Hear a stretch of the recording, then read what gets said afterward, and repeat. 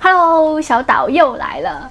还记得上次介绍了这个工业风的煤油灯炉吗？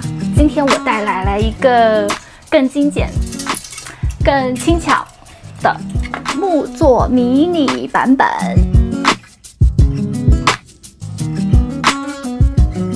蜜光关火炉。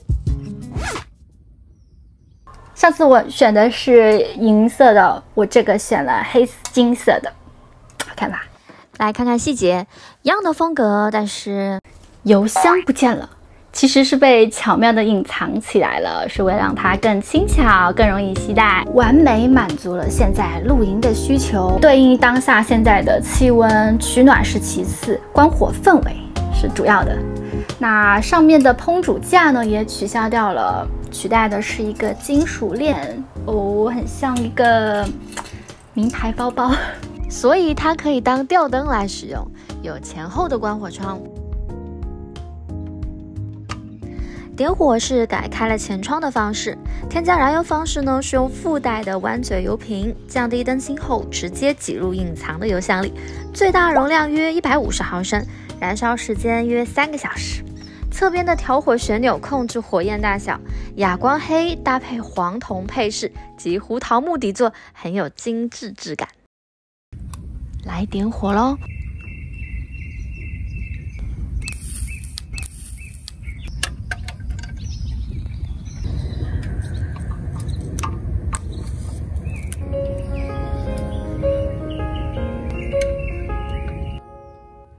初期火焰飘动不稳定，需要一点时间预热。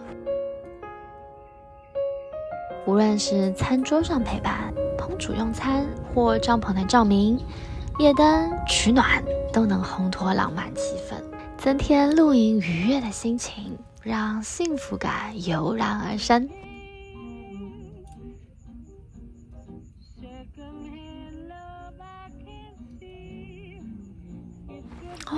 仿佛随着音乐在律动。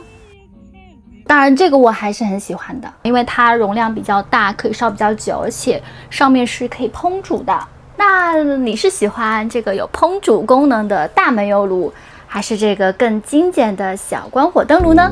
别忘记帮我点赞、订阅、分享哦！我们下期不见。